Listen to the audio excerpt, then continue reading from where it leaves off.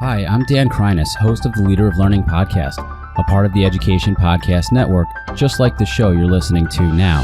Shows on the network are individually owned and opinions expressed may not reflect others. Find other interesting education podcasts at edupodcastnetwork.com.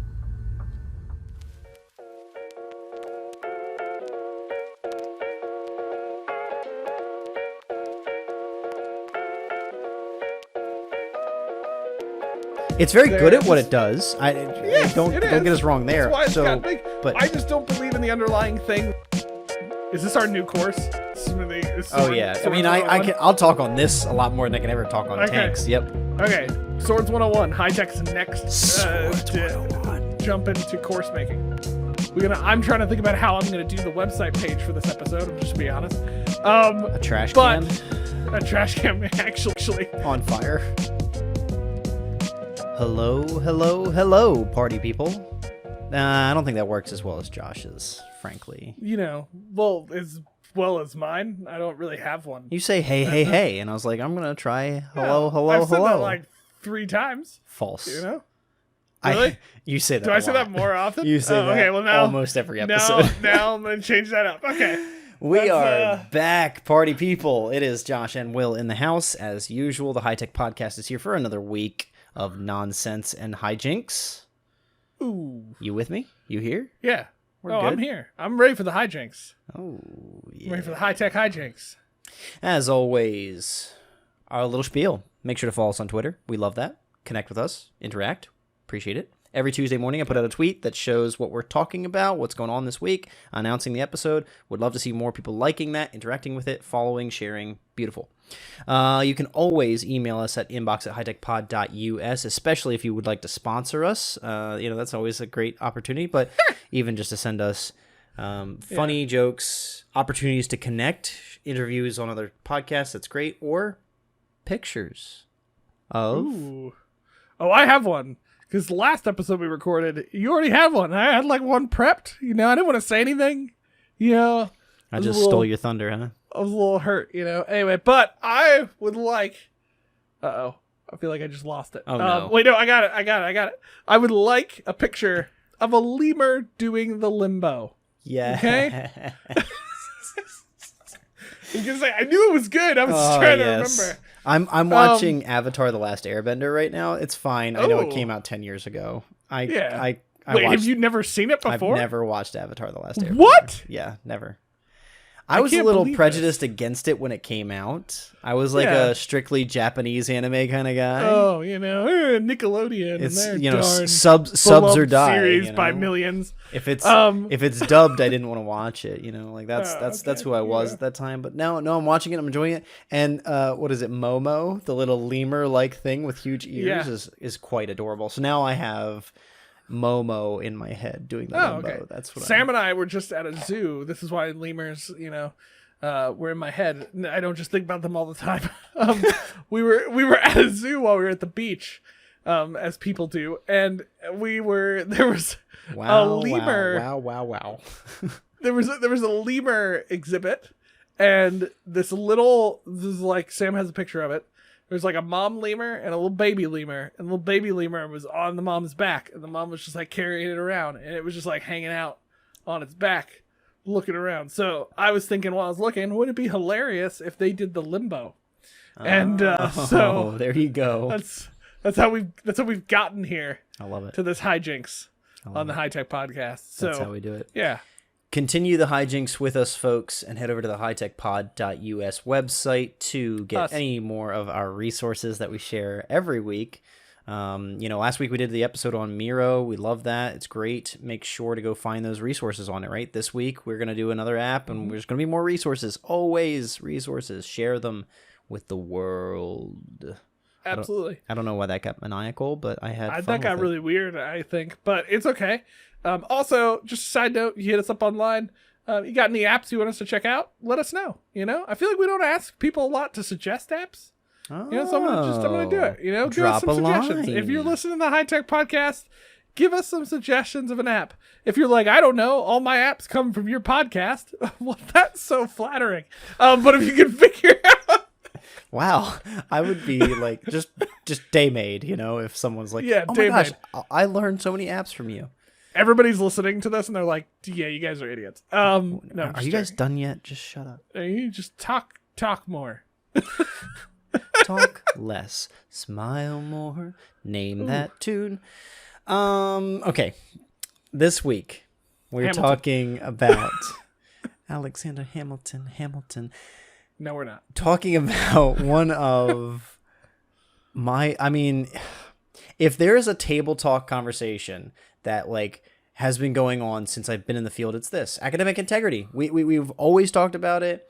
If we're at lunch, we're talking about it. If we're designing courses, we're talking about it. If Josh and I are grabbing a pint at the local pub, we're talking about it. They're talking about it on the streets. They're talking about it. They're talking about it on social media. Like, it's the hot topic right now. CNN's like academic integrity. This is just, I don't know. This is just a thing. Like MOOCs, were a thing for a minute and then they died, so that's fine. But academic integrity just continues to be an issue.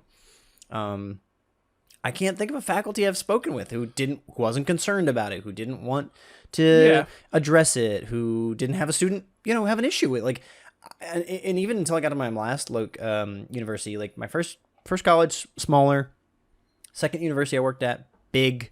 And when I talked to those faculty, they'd be like, oh yeah, if I don't have to deal with 15 a semester, it's fine. Violations, academic integrity violations, 15 a semester. And I was like, holy smokes.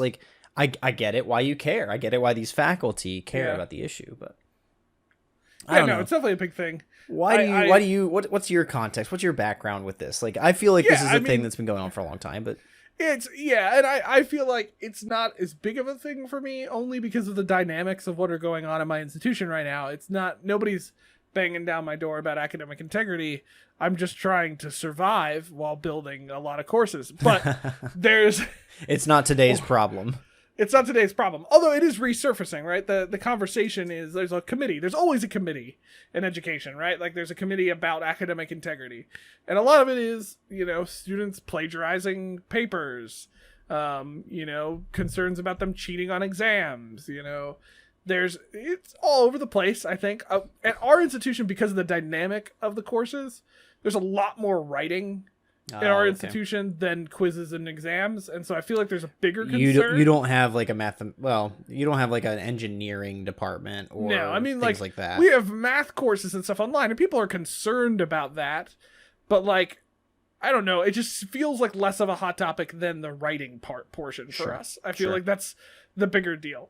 Now, I think, Will, you and I were talking about this, and we have I don't know if we were going to say it was an unspoken or a spoken framework, but I'm going to just speak it out, right? Is when we talk about this, academic integrity is definitely one of those things that I feel like it's how can I put it? It's when somebody in this world today goes, I just want to be part of an authentic community.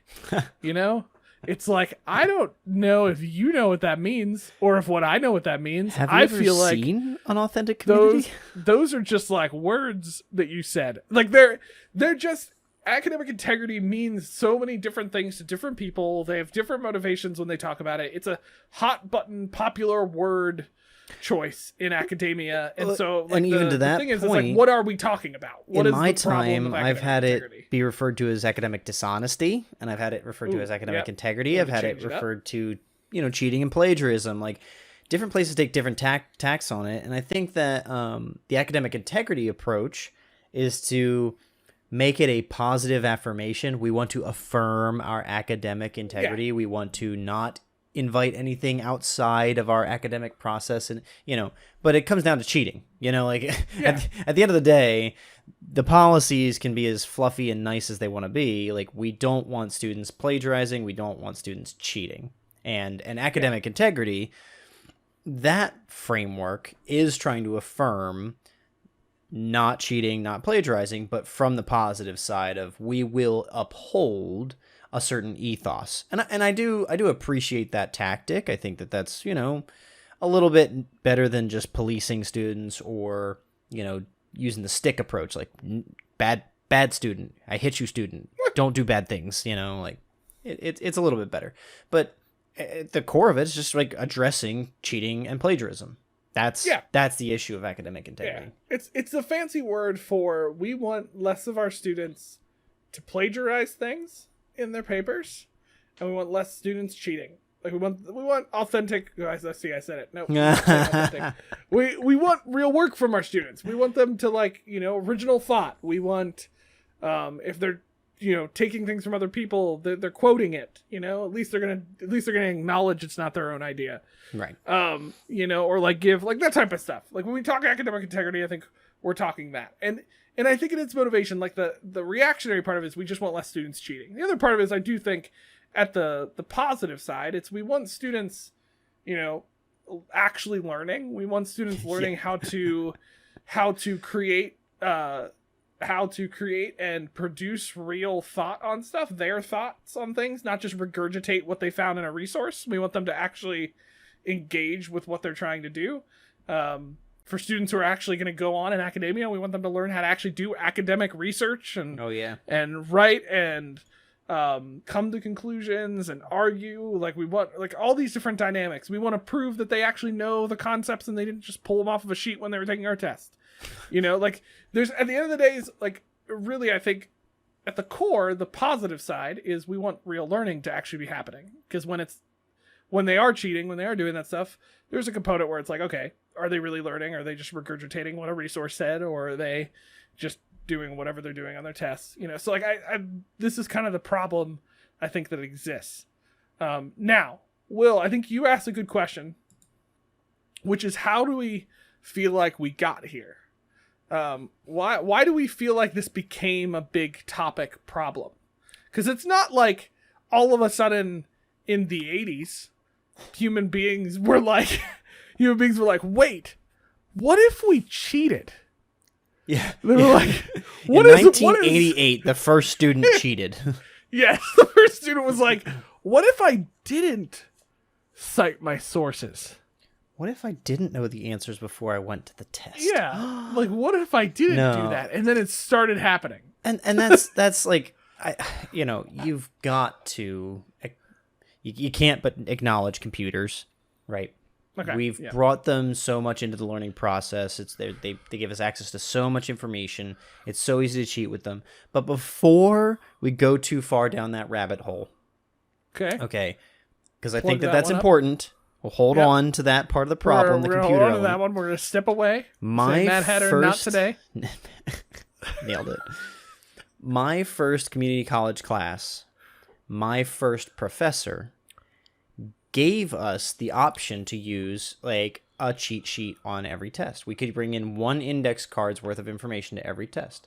So like before we even get to the computers, faculty have been changing and the environment of academics have changed. Like faculty feel differently about what is an appropriate job aid or cheat aid or whatever you want to call it on an exam. Like I think that there's probably been points in history where like show up, write it down, and if you didn't have it in your head before you got here, that's on you. Oh yeah. 100%. And yet like that attitude is changing even with faculty today. So like some of it is just the expectations, what people are doing, but the first thing that came to my mind before the computers was in that same semester, one of my other classes, faculty wouldn't let us put our water bottles out while we took the test. I forgot about that. That was a thing, wasn't it? And I was like, why? I was homeschooled. I'd never been in a college. Why? Right? You innocent person, you. And I asked, and the faculty member said, I had a student take a Gatorade bottle, drink it, and like reprint the label with cheat information on the label, the plastic label, and like reset it on the bottle. Let's be real. If I was that guy's teacher, there's a part of me that'd be like, I'd just be impressed. You pass. I'd be like, you know what? You went through that effort. That's solid. You will be a great con man one day, and you will be pursued by the police, but you will be making money. If that's the level that our students are willing to go to not learn, I mean, right? Like, it's not about the computers. Yeah. Before we even get to the computers and Google and all these issues and the Googleable exam, like, students are willing to go to, Josh, do you know how you would make a plastic label as in the shape of Gatorade and like replace it so it looked moderately? I'm sure I could figure it out, but I haven't like done the effort to. At that point, I might as well have just studied. Like I don't know. And so, unless somebody was selling Gatorade cheats at school, like some other guy figured it out. Yeah, right. There's a black market. Was like black marketing them. It's like, come on, get your grape Gatorade and your solutions to the exam. Oh, you prefer limeade or whatever? I've got a limeade version. Yeah. Well, nobody prefers limeade, but that's okay. But even to the point of that index card. So like what you just said, that index card that instructor gave me, I read between the lines. I was like, you're telling me. Here's my hand raised, right? I said, faculty member, you're telling me. If it fits in 3.5 by 5, I can use it. She said, absolutely yes. I said, as small as I can write? Absolutely yes. Josh, I spent 6 or more hours typing up all my notes, typing up all the answers to everything I knew, reducing it to the smallest sized font, okay? And then when it still didn't fit both sides on the 3 by 5, converting it to shorthand. Ha! To what you just said, the point you just made, I should have just studied. Man. How useless is that? That is, well, and to the point, like, okay, so what I think you're getting at, and I think this is part of this, is that I know the your and I's perspective is fairly similar on this, which is that part of this is there are camps of people that deal with this problem. Okay, so like, let's assess the problem for right now. People cheat. That's the problem. Okay, right. Let's be real. People cheat, or they don't know better and they do bad practices. Like that's in writing. I feel like that's also part of this. Like it's they don't know easy what's not okay and what isn't. Right. That's what's very popular right now today in talking about this topic is like, well, students just Google everything. Well, yeah, because it's easier. Right. Like it's there. Like if it's Googleable, then why not? Yeah, you call me with all your questions because it's easier for you to call me. Like I don't get got. So like prof, anyway, get got. There's this dynamic of people cheat, people look for the easy solutions, and in other places people don't know better. Certain things. I think those are the 3 categories. But at the end of the day, all these problems come together to lead to this issue of improper learning through cheating. Through just regurgitating stuff in a writing paper. Like at the end of the day, it's like it's that experience. Like we're trying to at least in some way get back to better learning or better situations, right? And I think what you're getting at is kind of this idea, this dynamic of let's talk about the solution. And if that's the problem, that real learning is not happening because of these situations, how do we get back to real learning as kind of the solution? Does that make sense? Kind of I don't know. I'm kind of like bouncing around, but because I think what ends up happening is when we talk about academic integrity, we too much focus on that people cheat. And then the result is, well, how can we police them? Right. Right. So like, how can we make sure that they don't? And so you end up having people fall into these 2 different camps. Which are the one camp is like, we just need to make sure I have a way of figuring out that they're cheating so I can catch them, right? And I can show them what's going on. That's a specific kind. Yes, like, yeah. Yeah, that's a specific type of dynamic. And then you have the more hopefuls. We have friends like this. I put you in this category, maybe Will, in certain areas, which is like, if we just taught them real learning. If we could just teach them better. If we could just teach them better, then they wouldn't do this. And my middle ground response would be like, you didn't know. People suck, gonna man. Cheat. People suck. So anyway, I feel like that's where we're at. That's what we're talking about when it comes to academic integrity. And I think you and I wanted to talk about this and go, how do we deal with this? What's the solution? What do we do? Do we fall into one of those camps? Is there a middle ground conversation? Is there another solution? Like, how do we fix this problem? I would pose... Like actually we both already suggested it, but I've got a couple examples, right? What you just said about that person doing the Gatorade bottle is like, yeah, give that dude a medal, like he's going to be a con artist, but whatever, right? Like cheating most cheating, the cheating that you just described, I read an article once where these students in a California school district were upset with their grades on something and hacked the network. Not just like got the password. Like, I would have said I hacked my teacher's computer if I got their password when I was like 8 or whatever. No, like there's proof. The whole article is about the fact that they actually hacked the network, got into the learning management system through user databases and all this other stuff, and changed their grades, and they get suspended. I'm like, those kids learned how to hack.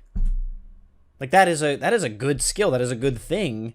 It broke the policies. It breaks some laws maybe, but it's like, this is creative thinking. This is, in other words, hearing from Will, hacking is okay. No. I'm just Will's hot take. My possible solution is, are there ways where we see people cheat that we can actually take advantage of? Can we actually cultivate the creative energy that goes into cheating and redirect it? Use it. That's like my first solution. My first solution is not, can we get something to police the students? My first solution is not, make the ungoogleable exam. It's like, what and faculty know 9 out of 10 times, what do your students do? They will do this. They'll get an exam on Chegg, or they'll copy and paste something from somebody without citation. Okay, those are actually 2 procedural issues. We can address those procedurally. But if you've got things like making this Gatorade bottle, or me, making my font as small as possible, or the students hacking mainframes, like that's creative energy that we could cultivate. Like, make your assignments more fun, more engaging that way. I think that's, it's not the same as like, you said before, authentic community. What does that mean? The ungoogleable exam. What does that mean? I don't know. I haven't made one. I haven't made ever an exam that I would call ungoogleable, right? But I think this is an option that's before us. Well, I think maybe what I'm realizing in this conversation is really what we do. This is why I like this. We were talking beforehand. This whole what is the problem, what is solution thing comes from a project management thing. As a project management nerd, that I've become an obsession that I have with all of this stuff that we use to like suss out projects and solutions.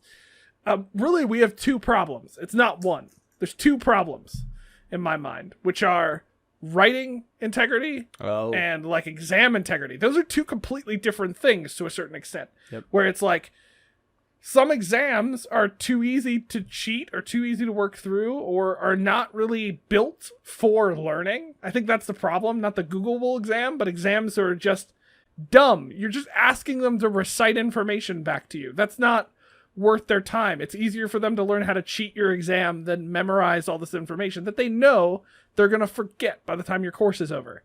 Right. So like giving more real life motivation to the exam, making the exam more helpful in assessing students' learning, like actually building something that's useful for the student to take and not cheat. And I would put that statement in the words of like, increase the stakes, like make it more valuable, more difficult, more opportunity to fail at some level. Like, just failing an exam, like, what does that tell me? Okay, I failed an exam. Like, we literally have people out there, professionals in the world of academic counseling and academic success folks, who teach students how to take exams. It is statistically likely to be C.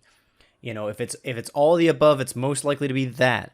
If you aren't sure the answer, just skip it, because it's still worth getting an 85 instead of an 86 on the exam. Like, those are skills that get proliferated or promulgated, I guess, by these folks, who are trying to support students who suck at exams. I suck at exams.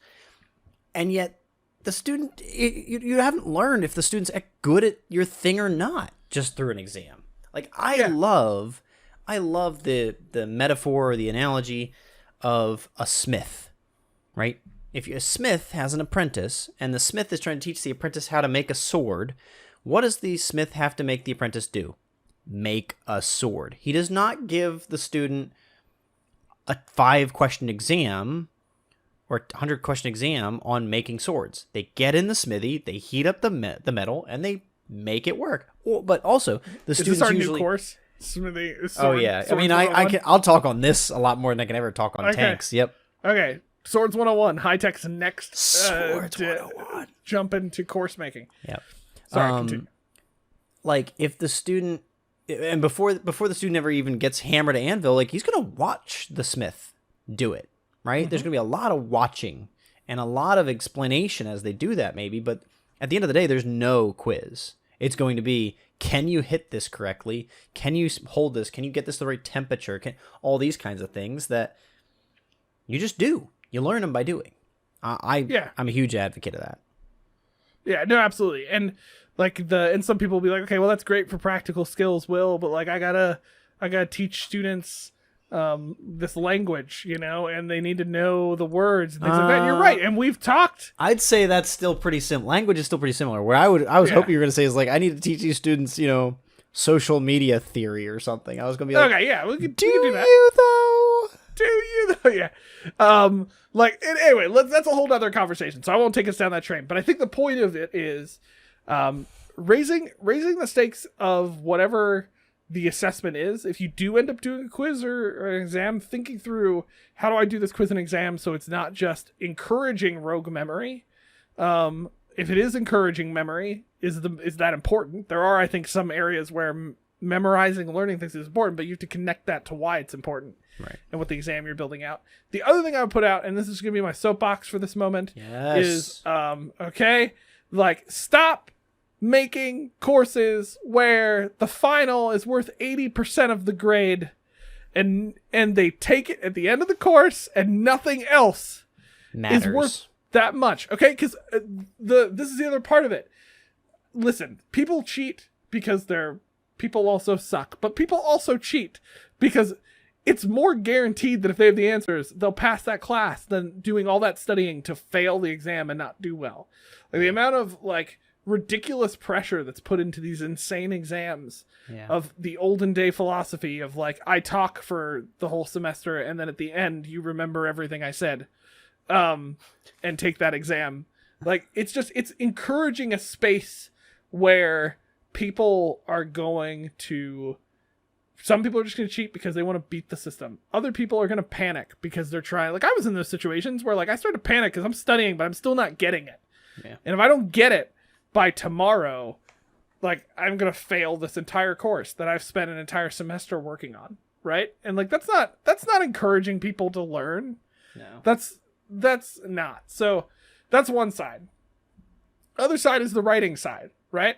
Now, I think this is a mixture of things. I think it's one thing I think that I would agree with is I've some friends who push for we need to do better at actually training students how to write academically and how to engage with resources and how to find good resources and evaluate and integrate stuff into writings and how to not just regurgitate but actually synthesize these components of teaching good writing. I think there's a lot more instances of plagiarism in papers, not because of actively looking to cheat the system, but because people just don't understand in this day and age what writing looks like in certain ways. I think there's a high dynamic of that. And just policing them is not going to change it. That's a bigger problem. We want them to learn how to write. We want them to learn how to think through things. And so we need to be slowing down and take time to actually do that in that situation and being clear about what we're looking for. I'm going to sound probably like I'm 50 years older than I actually am with this statement, but it's never stopped me before. Kids these days don't really know what education was and what it and how it used to work. Education more like an old fogey than it just used to be harder. It really did. There was no, you did show up to these things. You did just have to write it and know it. You did have to just get it or you failed. There are so many protections and forgiveness points in education today that even in my short life have changed. But I can only imagine just from my historical studies of education and stuff like that, what it was in the 50s, what it was in the 20s, right? Education has dramatically changed, and that's just in the last 100 years. If we're thinking of medieval instruction, some of our kids wouldn't even survive. Like, it just wouldn't happen, right? So I don't know. I'd love to see a space where we can address these things, like you're saying, at the, maybe the writing level and at the exam level. But at the end of the day, there's a reframing to take place here, even for our educators. I don't think our educators today are still getting better or good at pedagogy. I think there's still a lot of room for educators to learn how to work on students' motivations, to work on building better relationships, to work on engaging the student as a whole person. And some of that is still just a systemic issue, because we started getting the classrooms full of 150 people, or 50 people. It's still too many for one person to actually effectively teach. I just got to spend some time this past weekend with one of my first martial arts instructors. It was so great to sit down with him. And I just shared with him, I was like, man, like, how much you meant to me as a teacher and helped me get into the martial arts and stay in the martial arts. You as a person reached me, made the effort, motivated me, worked hard to not only include me in the others, but treat me as an individual. Like, those things really stood out to me. And I'm like, which of my college professors, undergrad or grad, can I say the same? Like, I really don't know people in my life in an academic sense who have made the same kind of impact on my life as that first martial arts instructor. Now, I met him as a 7-9-year-old, like somewhere in there, and he taught me for many years, and then I went to his master and stuff like that. Like, there's a lot of a time thing that's important here, but nonetheless, I only started the martial arts because of how he was as an instructor in that first class. And I think our teachers today have the opportunity to be similar or learn to be similar in their approach. And then we need the systems to support that as well. But as that all ties into academic integrity, I think that really points to, we are not doing a great job of promoting the pedagogy that works. Mm-hmm. We're not seeing the pedagogy that works. We see folks still just holding on to old methods or not trying new methods. And then it's just easier to cheat, some might say I have a high sympathy level for cheating students or students with dealing with this. Maybe I just don't care. Like, I know so many, I don't know somebody who hasn't cheated at some point in their academic career. It's stunning that it's such an accepted part of society, and yet we have to be so against it. I'm like, I don't know. I think we just need to make this whole system better so that it's not the focus point. People, I agree with you earlier. Middle point, yes, people will always cheat. Even if we can make everything better, there's gonna be people who try and find ways around things. But my point would still be to cultivate those people in different ways. If they're gonna do it, then we got to find some way to engage them in a way that's not going to penalize them or ostracize them, or just accept the reality and deal with that and move on. I don't. Right. I probably have less remorse than you do, other than, yes, we've all cheated at some point. If you're sitting here going, no, I have not, Will and Josh, stop it. Right. Okay. I'm not proud of it, but yes, there are situations of those dynamics. So anyway, I think the point is like, this sounds like a wishy-washy solution to me, but it's like, I think we need to figure out ways, how do we focus on the way we're teaching and the way we're fostering students, and how can we support them and bring up better training, and even in our courses work to teach good writing, and build assessments and things that are purposeful, that are done well, and that we should be able to motivate students not to want to cheat, but actually learn the topic and in some of those situations. So that's easier said than done. So I'm going to say that right now, that I know that is not something that's easily done. I have not figured out how to do it at this point, but I think we should be having conversations down that road instead of the opposite road, which is, okay, technology now can police them. So let's do that. Let's just get a software to do it for us. Let's get a software to do it. And that brings us to our next part of the conversation. And folks, I need you to put your seatbelts on. Okay. I need you to, maybe take a seat if you're standing. I don't know why you're listening to us while standing. That's a weird thing to do. I guess people do that. People I listen to some of the podcasts people while I we walk know in the morning. listen to us in the morning while they're walking. My personal belief is I should always be, sitting. No offense, Brian. No, yeah, sorry, man. Anyway, but if you are, Brian, if you're listening to us right now, you might want to sit down not in the middle of the road, but like on the sidewalk for a hot second, okay? Because be safe. The High Tech Podcast is about to do something we don't normally do. Normally, we're like, we want to be positive. We want to, lift up apps that we found that we think are cool. I'm trying to think about how I'm going to do the website page for this episode. I'm just going to be honest. A trash can? A trash can, actually. On fire. But this episode's going to be different. We're giving our hot take, and we are... here for a roast. Here for a roast. Yeah, this is going to be a high-tech roast right now, because we'd like to talk about an app that is very popular in this environment. Will and I have dealt with conversations at institutions about adopting this tool. I still hear murmurs of it at the institution that I work at. And it goes by the name of Turnitin. Okay? I feel like I said a lot of things, so I was stopping to see. Yeah, no. I was just... For dramatic effect. For dramatic effect.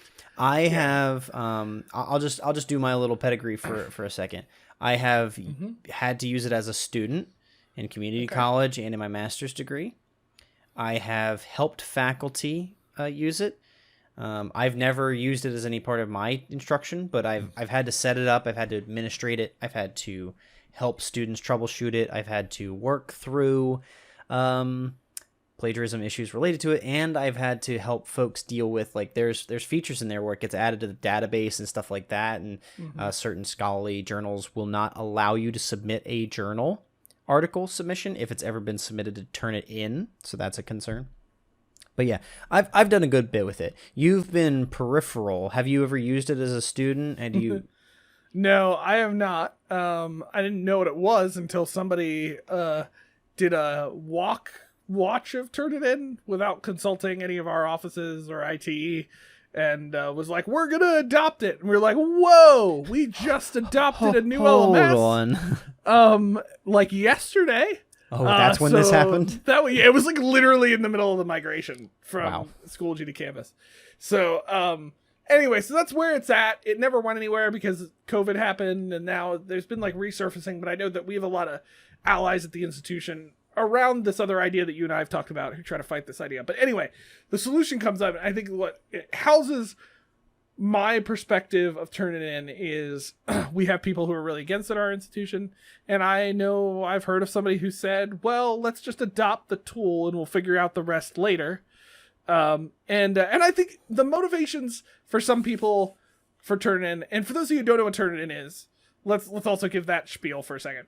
So Turnitin, I mean, is, do I want to promote anything about Josh and I'm I not do not promoting it. believe I'm in not this gonna promote product. it. We do not like be it. Just 100% blunt. I do not like it. It's trash. I do not like its philosophy. I do not like their. It's very good at what it does. Yes, don't get us wrong there. That's why it's got big. But I just don't believe in the underlying thing that it goes at. In fact, I think their website says empower students to do their best original work. And I disagree with that. Polices students to do that? Yeah. I don't think it's anyway, so let's get into a healthy. Go ahead. Give it a 30-second thing or something. 30-second thing. Yeah. Basically what it does, it integrates with your LMS. The whole goal of it is it's supposed to be able to, and correct me where I'm wrong, Will, too, because I've only peripherally looked at this. Right. And heard stories from both sides. So that it submits, and essentially it pulls everything into a database and essentially can give a score of how much is plagiarized or not. Am I correct in that assessment? That's kind of its big bread and butter, its type of situation. And that's kind of what it's supposed to do. Okay. It has some instructional features, and they've continued to develop the platform. Like last I was looking at it, our license didn't include this, but it had some grammar support, so it could just help students with better writing. And it had some stuff let's just say they took, took all of Shakespeare and put all of Shakespeare in their database by default, right? So anytime anybody quotes Shakespeare, they're immediately going to get tagged, did you cite this correctly? That kind of stuff. But if one student submitted a paper and another student submitted the exact paper, and they both went through Turnitin, it will flag that as a copied paper. It's not, it'll know from word to word, but it'll actually be able to tell the faculty member that this exact paper has been used before. It can do that to the paper level, a paragraph, sentence, or, down to a couple words is where you'll see it so focus. like, go to the motivation side. I understand some of the profs who are like, I get it. Okay. It's difficult sometimes to tell if something's been plagiarized or not. And so like profs are like, I'm having to like look this stuff up online. I'm having to figure out all this stuff. I need something to make this easier. And this is where Turnitin comes in. My problem is, I think, as Will and I have already laid out in this episode, is we think the policing solution is the easier solution. And that's why everybody goes that direction. Instead of dealing with the real problem, the learning issue, we'll just catch everybody who does it. Yeah. And now Turnitin's supposed to be about helping students catch it up for themselves and learn it. But every story I've heard is not feeling that way. Now, I don't know your experience from as a student, but like there are two ways to submit to set it up. And so I guess I can be fair and say that you can set it up for students to just use it themselves. So they just use it, they check themselves, they use their own report that's not tied to a grade. But you can also set it up where it's the thing that they submit to, and it can either become the grade, or it can be the rating that they get can be a part of the grade. And so that's actually in the faculty member's side of doing the grading and the feedback and all that. At some level, it's like, yeah, that's going to make that a lot easier. It makes the paper stuff a lot easier. But I do not stand by software that monitors, surveils, and polices students' behavior. I just don't like it. I can't get behind that kind of stuff. I wouldn't submit to using that stuff today. I've got a bigger tinfoil hat now than I ever have. But if I was in those master's classes today where I was being asked to use it, I would ask for an exception. I would not participate in using the platform. I don't believe in it. And things like these platforms have had issues in the past where it's like, privacy and ownership issues, and I think they've squared some of that away. But the whole history around Turnitin and competitors is not great, and the philosophy behind it, I do not agree with. I think that we need to trust our students more. I think that we need to deal with the exceptions as exceptions and just teach better, and when we miss somebody who gets one up on us, it's too bad, like nobody's checking papers in the professional world. Nobody's, checking on your citations and like that. Like the only place where this is relevant for a long-term life and study is for researchers and writers.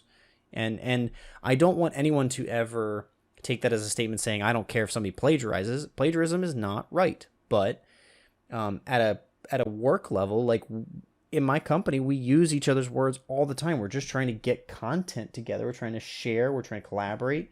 We need to use words to get that out there. And so, no one's checking that paragraph that goes up on the website as to whether or not Will wrote it or Josh wrote it. It's just not a part of that authentic experience. Yeah, I think that's part of the component, right? It's like checking and we have, like, I have a mutual friend that has talked about Turnitin, and he is all about academic integrity and writing and knows how to write well. And he was getting flagged for sentences that like other people wrote that he didn't know was anything close to what he wrote. And somebody else had written something similar. And that's my problem with all of these tools. It's not just Turnitin. There's other tools on the market that do this stuff. It's like this assumption that everyone has 100% original thoughts. It's like, it's not right. Like, so, and I think that's my problem. I think it turns this problem into just a data management situation, and it just feels I think it doesn't help the student. Like, it makes the student feel like they're just being watched and policed the whole time.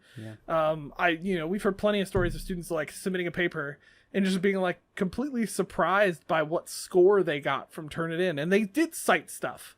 Like, it was like, but Turnitin was finding certain dynamics of sentences that they wrote that were very similar to somebody else's sentence. Not the exact same, but it was like flagging them for all this stuff. Well, and if you have, 50 students for 4 years running, like 50 students every semester for 4 years running doing the same paper, and they're all using Turnitin, all of that content ends up in the database. Of course, over that many people, over that many semesters, you're going to have the chance at just your students writing similarly. Like Yes. that's the point. That's actually how that happens. You're like, well, shouldn't it just be if they plagiarize? No, it can be if they're just similar to someone else. Yes. And that's, I think, part of the problem in my mind. It's not... I don't think it's looking at all the right stuff. I think it's just looking at all the words that are on the paper without the context. Again, this fits into the data conversation we just had recently, which is that there's no, in my opinion, Turnitin does not do well at nuance. I think it then also makes the submission process for students more complicated. It makes the grading process more complicated. It solves one problem and adds 15 others, in my opinion. And I don't... And they fall into another category of another tool that we know that will go unnamed, but I will say rhymes with, Bammerly. Where they got really hit for their intellectual property information, where they basically kind of made it sound like they owned the rights to everybody's stuff that was submitted in to Turnitin. And while I think they've cleaned that up some, it's still sketchy. Like, it still is weird. I don't like it. And that's the reason, like, there are academic publications that won't accept things that were put into Turnitin. That's a problem. Yeah. Like, I just think this whole realm of these softwares, and Turnitin being the champion right now of those softwares, is sketchy, and I don't agree with their philosophy. And I think the people who want to use them, whether they have good motivations or not, are looking for a surface solution to a much more complicated problem. And we're not doing our students justice by just throwing out a whole bunch of money, because they're not cheap, on a tool like this, instead of putting that money towards better systems and things that we could put in place to actually help support the students and help them learn and make them better people. Not just, and that's the other thing about Turnitin, not just somebody who can figure out how to make that AI computer database stop giving them a lower score. Because Turnitin does, in its essence, encourage the wrong things, which is like, oh, they gave me a lower score. Well, if I just change this word to this word, oh my gosh, yeah, it'll be I'll get a better score. And we know that happens, because I've seen it happen in tools that also do the same thing as Turnitin. Like, you just have to change the words. Well, that's not what we're looking for. I want students to have original thoughts. I don't want them to just learn how to tweak sentences so it doesn't sound like what their fellow students said. The students get creative at still not addressing your prompt. Like that's like, oh, all right. So it dinged me on this one and dinged me on it. So if I move this sentence here and I change this word order, and it's like, no. The objective was to think. The objective was not to play and fight the AI. Like. To the point you made though before, and I think that this is one of my favorite metaphors that's applicable across situations. Like, Turnitin is like trying to do surgery with a broadsword instead of a scalpel. Like, it's the wrong tool, and it's going to do a lot of damage. You're just going to have so much carnage left over when you're done this process. You need a scalpel for this kind of problem. This is not something you just broadly cut across all the students, with a Turnitin, and now your problem solved. I just don't believe that. I want to discourage that. Nothing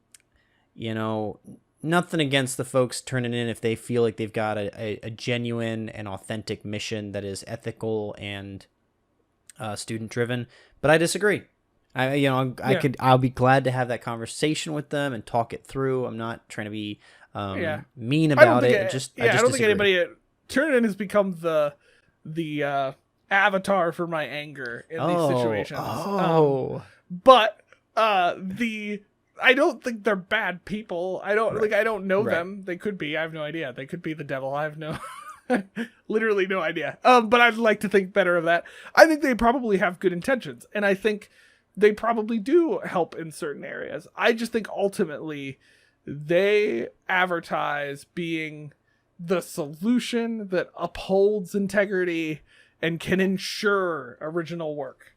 Yeah. And I disagree. I don't think they ensure original work. I think they just ensure people will get better at rewording things. And I think they ensure that people are definitely going to feel like they're being policed. and that doesn't help either side. And so that's our hot take on Turnitin, you know? As I think you said you're going to make the episode title, our essential evaluation is don't turn it in. Okay? Let's go a different direction. And do something a little bit different. We're sorry if this turned into like a little negative roast a little bit, but you know what? Sometimes it has to. Sometimes it took us we 62 episodes before we did the redeeming this. quality. Okay? I'm fine. I'm sorry. Sometimes we need to be honest about apps. We do need to bash them sometimes, and that's the reality of this. Don't worry, it'll be more positive next time. We'll find a much better app, or we'll just start talking about Notion again. And that'll bring us back up. Anyway, this was our hot take. Don't turn it in. That's essentially our feels right here. Man, we're at the end of an episode again. This is crazy. I love it. You know, I just feel like that flew by. We did it. But don't worry, there's more coming. Next episode, we are going to be talking about what is absence in an online course. You know, this is another kind of thing we throw around. What does it mean to not be engaged in an online course? Might be another way to put that. So we're going to talk a little bit about what we think absence in an online course talks about. And then we're going to get real positive, folks, because Will and I realized we haven't talked about an app that I love, that in my opinion was divinely dropped into the world. Is this number 1 over Notion, or is it number 2 to Notion? No, don't talk heresy. Oh, okay.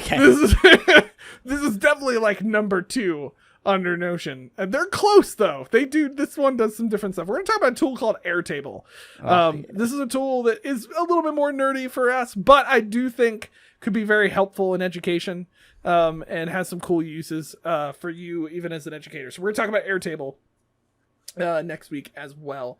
So again, just a reminder, find us on Twitter at High Tech Podcast. Make sure to subscribe and send us that lemur doing the limbo. And if you don't like social media because you're hiding somewhere, you can send us an email at hightechpod.us. I was doing so good with that photo as well. Or check us out on our website, hightechpod.us. We only have one website. It's there. So go check that out with all our episodes and helpful resources other than maybe this episode. I'm going to be honest, it might just be a trash can. But check us out there. Thank you again for joining us for another week as we continue to learn what it looks like to harness technology, or maybe not harness technology in the classroom or online, as we're trying to do our learning. I don't know, I fell apart there at the end. Anyway, love you guys. Thank you for joining us another week. See ya.